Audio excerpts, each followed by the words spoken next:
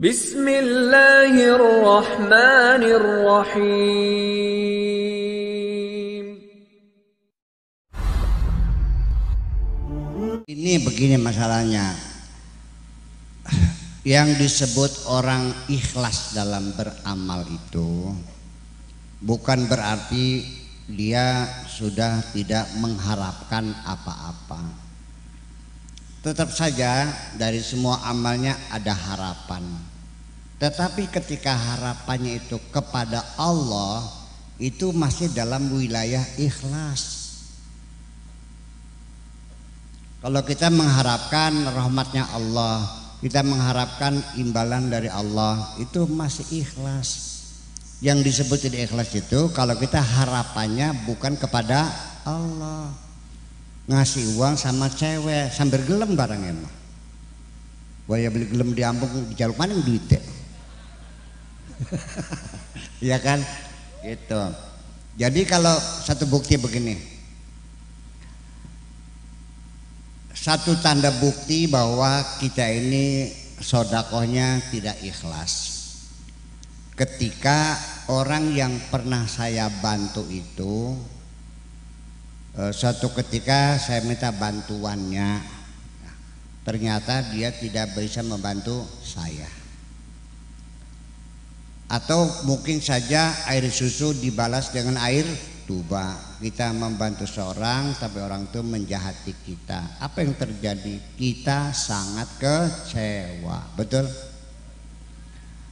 Ketika engkau merasa kecewa karena telah pernah berbuat baik, dan biasanya kekecewaan itu adalah karena kita pernah berbuat baik.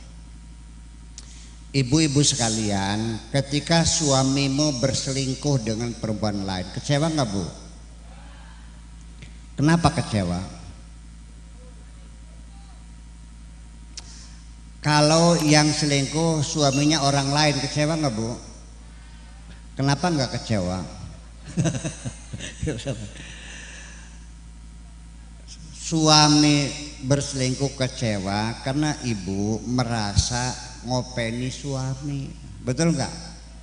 Bajunya dicuciin, mandi airnya digodok airnya dulu, gosokin suami, bajunya diurusin, diopeni.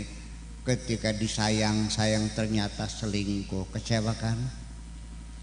Tapi kalau kita tidak pernah berbuat baik kepadanya, maka kita tidak kecewa. Berarti kalau begitu kekecewaan itu datangnya dari kebaikan-kebaikan kita yang tidak diniati untuk Allah Subhanahu wa ta'ala. Makanya ke depan supaya jangan kecewa suami selingkuh, niata ngopeni laki kayak ngopeni ingon-ingon baika. Iya. Gitu. Nah, kalau kita berbuat baik kemudian kecewa, itu pertanda bahwa kamu tidak ikhlas. Artinya perbuatanmu itu bukan untuk Allah, tapi untuk dirimu sendiri. Bapak-bapak dan ibu-ibu masih ingat nggak pernah berbuat baik dalam hidup ini? Masih. Kebaikan-kebaikan yang masih kau ingat itu pertanda kebaikanmu belum diterima oleh Allah Subhanahu wa ta'ala. Karena kebaikan yang masih diingat berpotensi akan diungkit-ungkit kapan saja. Betul nggak? Nah, itu dia persoalannya.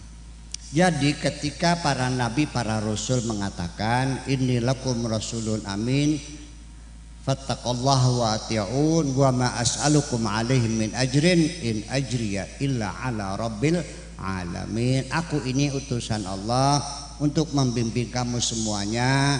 Oleh karena itu bertakwalah kepada Allah dan ikuti saya. Aku tidak minta upah dari kamu, upahku hanya dari Allah. Jadi para nabi pun sama mengharapkan upah dari Allah. Itu masih ikhlas. Karena upahnya dari Allah, bukan dari orang yang dibimbingnya, betul nggak? Nah itulah makanya. Jadi artinya itu para nabi masih mengharapkan. Nah kalau saya gimana? Kalau saya mah boro-boro mengharapkan pahala.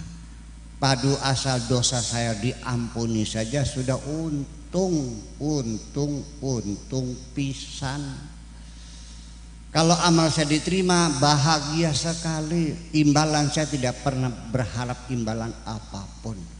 Semua yang kulakukan just because I love you, karena aku mencintaimu. Itu aja persoalannya. Ini bukan berarti saya mengklaim lebih hebat dari para nabi, bukan kok. Iya, enggak, saya tidak pernah merasa saya lebih hebat dari para nabi yang masih mengharapkan imbalan. Saya tidak pernah berpikir pahala, enggak pernah pikir sorga, punten saya mah. Tidak pernah terbayang dalam pikiran saya ketika berbuat baik kepada siapapun, ya untuk Allah semuanya. Saya tidak terbayang pahala, tidak terbayang sorga. Sudah, karena aku mencintaimu, itu aja persoalannya. Nah, sekarang ini mungkin maksudnya begini. Saya tiap hari mengajarin orang berdoa, cara doanya begini, mengajak berdoa.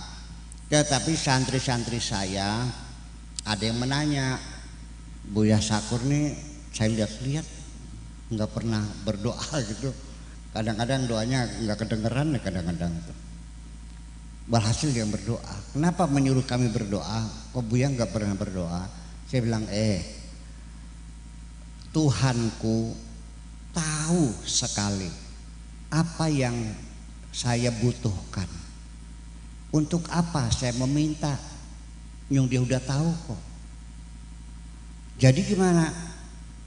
Kalau saya meminta berarti saya menganggap Allah nggak ngerti kebutuhan saya. Itu cukup salah. Masuk akal nggak? Nah, itu. Lalu ya udah. Jadi daripada saya ini meminta-minta merengek-rengek yang berlama-lama, masih mending juga sebelum saya minta apapun, cobalah ciptakan, buatlah dirimu, persiapkan dirimu sebaik-baiknya supaya engkau layak untuk diberi oleh Allah. Paham gak Bu? Supaya engkau layak diberi oleh Allah. Nah sekarang anak saya sekolah SD di Jatibarang, kelas 4 SD, minta duit 1 juta, saya kasih enggak? Enggak dong, belum layak. Tapi kakaknya yang sedang kuliah di sana di Semarang, 1 juta saya kasih, memang keperluannya banyak. Ya kan begitu.